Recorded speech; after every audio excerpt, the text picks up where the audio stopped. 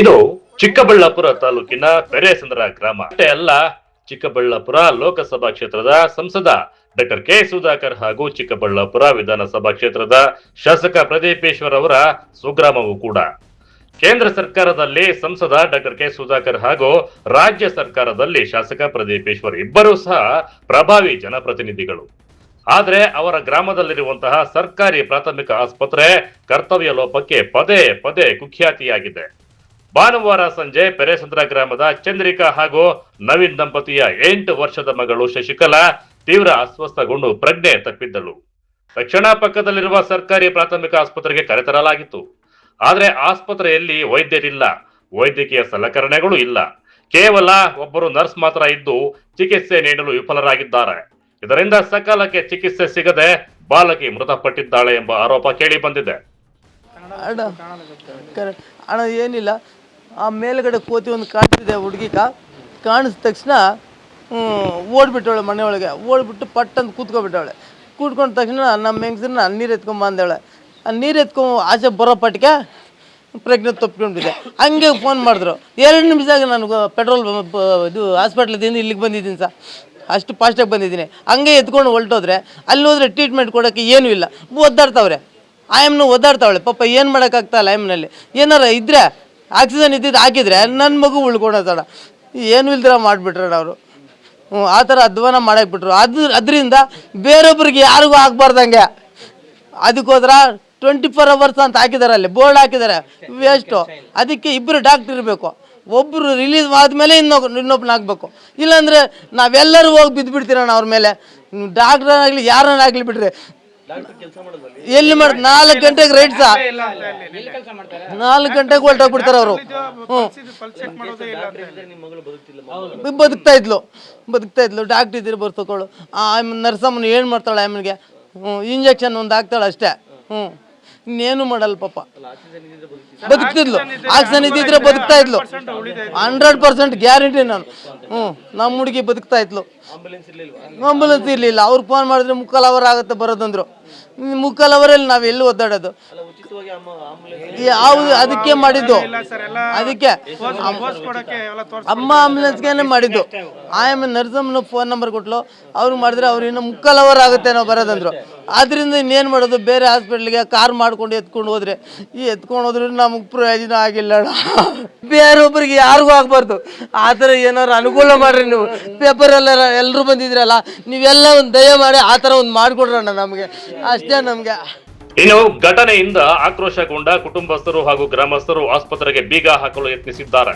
ಆದರೆ ಪೊಲೀಸರು ತಡೆದಿದ್ದು, ನಂತರ ಆಸ್ಪತ್ರೆ ಮುಂದೆ ಜಮಾಯಿಸಿ ರಸ್ತೆ ತಡೆ ನಡೆಸಿ ಸರ್ಕಾರ ಹಾಗೂ ಜನಪ್ರತಿನಿಧಿಗಳ ವಿರುದ್ಧ ಧಿಕ್ಕಾರಗಳನ್ನು ಕೂಗಿ ಪೆರೇಸಂದ್ರ ಆಸ್ಪತ್ರೆಯ ಅವ್ಯವಸ್ಥೆಯ ಬಗ್ಗೆ ಕಿಡಿಕಾರಿ ಆಸ್ಪತ್ರೆಯಲ್ಲಿ ವೈದ್ಯರನ್ನು ನೇಮಿಸಬೇಕು, ಆಕ್ಸಿಜನ್ ಸೇರಿದಂತೆ ಅಗತ್ಯ ವೈದ್ಯಕೀಯ ಸೌಲಭ್ಯಗಳನ್ನು ಸಹ ಒದಗಿಸಬೇಕು ಎಂದು ಆಗ್ರಹಿಸಿದರು. ಹಲವು ಗಂಟೆಗಳ ಕಾಲ ನಡೆದ ಪ್ರತಿಭಟನೆಯಿಂದ ಪೆರೇಸಂದ್ರದಲ್ಲಿ ಉದ್ವಿಗ್ನ ವಾತಾವರಣ ನಿರ್ಮಾಣವಾಗಿದ್ದು, ಪೊಲೀಸರು ಸ್ಥಳಕ್ಕೆ ಆಗಮಿಸಿ ಪರಿಸ್ಥಿತಿಯನ್ನ ನಿಯಂತ್ರಣಕ್ಕೆ ತರಲು ಹರಸಾಹಸ ಪಟ್ಟರು.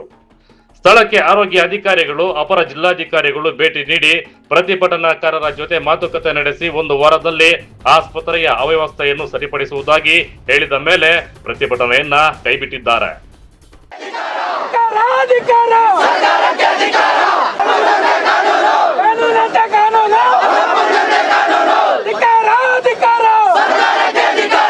ಜನತೆಗೆ ಅರ್ಥ ಆಗಬೇಕು.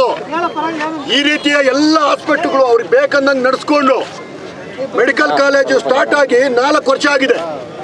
4 ವರ್ಷ ಆಗಿದೆ ಮೆಡಿಕಲ್ ಕಾಲೇಜ್ ಸ್ಟಾರ್ಟ್ ಆಗಿ, ಇವತ್ತವರೆಗೂ ಹಾಸ್ಪಿಟಲ್ ಸ್ಟಾರ್ಟ್ ಆಗಿಲ್ಲ. ಎಷ್ಟು ಜೀವಗಳು ಹೋಗಿದೆಯೋ ಗೊತ್ತಿಲ್ಲ, ಎಷ್ಟು ಜೀವಗಳು ಹೋಗ್ಬಿಟ್ಟಿದೆಯೋ. ಇದ ಬೇಕಿರೋದು. ಇವತ್ತೇನೋ ಪಾಪ ಯಾರೋ ಒಬ್ರು ನಮ್ಮ ಹತ್ರ ಹೇಳ್ಕೊಂಡ್ರು, ವಿಷಯ ಗಮನಕ್ಕೆ ಬಂತು.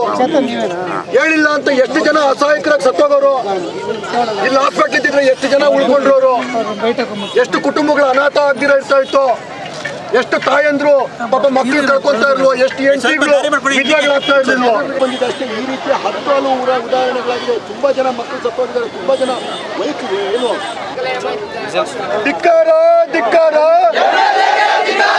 ಪ್ರದೀಪೇಶ್ವರ್ಗೆ, ಪ್ರದೀಪೇಶ್ವರ್ಗೆ, ಪ್ರದೀಪೇಶ್ವರ್ಗೆ, ಕಾಂಗ್ರೆಸ್ ಪಕ್ಷಕ್ಕೆ, ಕಾಂಗ್ರೆಸ್ ಸರ್ಕಾರಕ್ಕೆ, ಆರೋಗ್ಯ ಮಂತ್ರಿ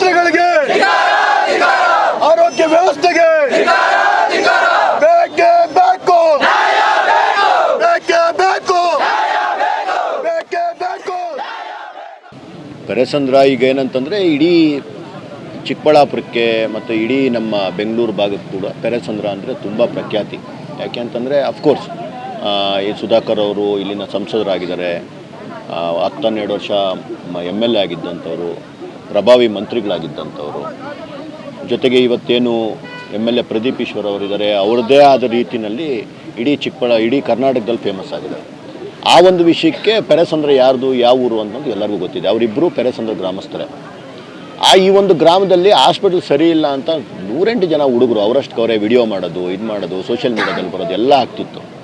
ಇದನ್ನು ಯಾವುದೂ ಅವರು ಗಮನಕ್ಕೆ ತಗೊಳಲ್ಲ. MA ಚರ್ಮ ಏನಂತಂದರೆ ನಾನು ವಿಶೇಷವಾಗಿ ಹೇಳ್ಬೇಕಾಗಿರೋದು ಪ್ರದೀಪ್ ಈಶ್ವರ್ ಅವ್ರಿಗೆ. ಯಾಕಂದರೆ ಇದೆಲ್ಲ ಬರೋದು ಅವರ ಅಡಿಯಲ್ಲಿ. ನಾನು ಇವತ್ತೋಗಿ ಸುಧಾಕರ್ ಅವ್ರನ್ನ ಬ್ಲೇಮ್ ಮಾಡೋಂಥದ್ದು ಏನಿಲ್ಲ. ಸುಧಾಕರ್ ಅವರು ಅವರ ಟೈಮ್ನಲ್ಲಿ ಏನು ಮಾಡಬೇಕೋ ಅವ್ರನ್ನ ಮಾಡಿದ್ದಾರೆ. ಬಟ್ ಸ್ಟಿಲ್ ಅವ್ರಿಗೂ ಸಹ ನಾನೊಂದು ಕಿವಿ ಮಾತು ಹೇಳ್ತೀನಿ, ಇವತ್ತು ಸಹ ಅವರು ಪ್ರಭಾವಿಯಾಗಿದ್ದಾರೆ. ಅವರು ಸಹ ಮನಸ್ಸು ಮಾಡಿದರೆ ಹಾಸ್ಪಿಟಲ್ನ ಸರ್ ಮಾಡಿಸ್ಬೋದಾಗಿತ್ತು. ಏನು ಅವರೇನು ನನ್ನ ಎಸ್ಕೇಪ್ ಮಾಡೋಂಗಿಲ್ಲ, ಏನು ನನ್ನ ಜವಾಬ್ದಾರಿಯಿಂದ ಇಲ್ಲ ಅಂತ. ಯಾಕಂದರೆ ಅವರೊಬ್ಬ ಪ್ರಭಾವಿ ವ್ಯಕ್ತಿ ಆಗಿದ್ದಾರೆ, ಅವ್ರ ಮಾತನ್ನು ಕೇಳ್ತಾರೆ. ಮತ್ತು ಇಂಥ ಕೆಲಸಗಳಿಗೆ ಅವರ ಪ್ರಭಾವನ ಉಪಯೋಗಿಸ್ಕೊಬೇಕು ಸುಧಾಕರ್ ಅವರು ಸಹ.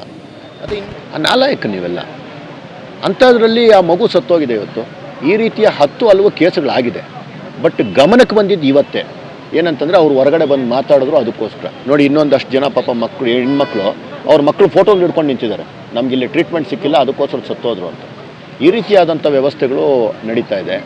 ಇಲ್ಲಿ ಕರೆಕ್ಟಾಗಿರೋ ಹಾಸ್ಪಿಟ್ಲ್ ಇರಬೇಕಾಗಿತ್ತು. ಅದ್ರ ಜೊತೆಗೆ ನಮ್ಮ ಇನ್ನೊಂದು ಕೂಗು ಏನಂತಂದರೆ, ಇಲ್ಲಿ ಏನಿದೆ ಇವತ್ತು ನಮ್ಮ ಮೆಡಿಕಲ್ ಕಾಲೇಜು, ಆ ಮೆಡಿಕಲ್ ಕಾಲೇಜ್ ಮಾತ್ರ ಆಪ್ರೇಷನಲ್ಲಿದೆ, 4 ವರ್ಷ ಆಗಿದೆ. ಅಲ್ಲಿ ಕಂಪಲ್ಸರಿ ಅಲ್ಲಿ ಹಾಸ್ಪಿಟ್ಲ್ ಇರಲೇಬೇಕು. ಅವ್ರನ್ನೆಲ್ಲ ಮಕ್ಕಳನ್ನ ಪಾಪ ಟ್ರೈನಿಂಗ್ ಕರ್ಕೊಂಡು ಹೋಗೋದು ಚಿಕ್ಕಬಳ್ಳಾಪುರಕ್ಕೆ ಇವರು.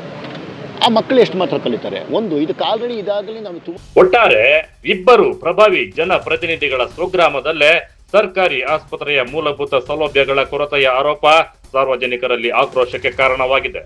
ಬಾಲಕಿಯ ಸಾವಿನ ನಿಖರ ಕಾರಣ ಏನು, ಆಸ್ಪತ್ರೆಯ ನಿರ್ಲಕ್ಷ್ಯವಿದೆಯೇ ಎಂಬುದರ ಬಗ್ಗೆ ತನಿಖೆ ನಡೆಸಿ ತಪ್ಪಿತಸ್ಥರ ವಿರುದ್ಧ ಕ್ರಮ ಕೈಗೊಳ್ಳಬೇಕು ಎಂದು ಗ್ರಾಮಸ್ಥರು ಒತ್ತಾಯಿಸಿದ್ದಾರೆ.